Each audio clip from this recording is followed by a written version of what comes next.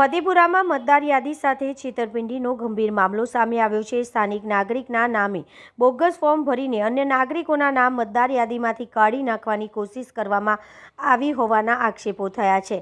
આ મામલે અસરગ્રસ્ત નાગરિકે કલેક્ટર કચેરીમાં લેખિત રજૂઆત કરી તટસ્થ તપાસ અને કાયદેસરની કાર્યવાહી કરવાની માંગ કરી છે। જુઓ, ફતેપુરામાં રહેતા ફારૂકભાઈ વોરાના નામે કોઈ અજાણ્યા શખ્સે વહીવટીતંત્ર સાથે છેતરપિંડી કર્યાનો ગંભીર કિસ્સો પ્રકાશમાં આવ્યો છે। મતદાર યાદીમાંથી અન્ય નાગરિકોના નામ કમી કરવા માટે ફારૂકભાઈના નામે બોગસ ફોર્મ નંબર 7 ભરી રજૂઆત કરવામાં આવી હતી। આ બાબતની જાણ થતાં ફારૂકભાઈ ચોંકી ઉઠ્યા હતા। તેમણે સ્પષ્ટ કર્યું છે કે તેમણે આવી કોઈ અરજી કરી નથી। ફારૂકભાઈ તેમના વકીલ એડવોકેટ જુનેદભાઈ સાથે કલેક્ટર કચેરી આવી પહોંચ્યા હતા અને કલેક્ટરશ્રીને લેખિતમાં રજૂઆત કરી હતી।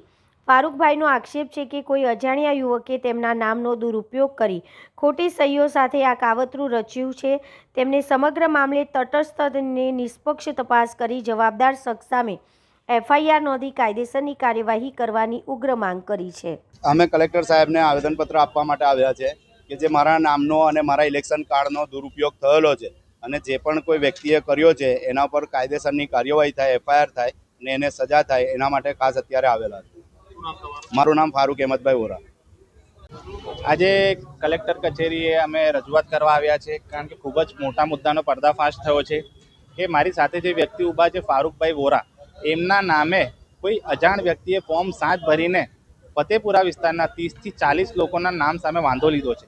આ SIR કરવામાં આવેલું એટલે કરવામાં આવેલું કે જે ફેર મતદાર છે, જે સાચા મતદાર છે, એમને વેરીફાઈ કરવામાં આવે, પરંતુ આ SIRની કાર્યવાહીમાં આવા કોઈ અજાણ વ્યક્તિ ફોર્મ 7નો દુરુપયોગ કરીને આ વ્યક્તિના નામનો ઉપયોગ કરે છે, એમના ઇલેક્શન કાર્ડના નંબરનો ઉપયોગ કરે છે અને 100% ફોર્મ 7માં એકરારનામું અને અરજદારની સહી પણ હોય છે, એટલે એમની ખોટી સહી પણ કરવામાં આવી હશે અને એ ફોર્મ 7માં એકરારનામામાં ચોખ્ખું લખેલું હોય છે કે આ તમામ હકીકત જણાવેલી સાચી છે। જો હું ખોટી હકીકત જણાવું તો એમાં મને 1 વર્ષની સજા થઈ શકે છે।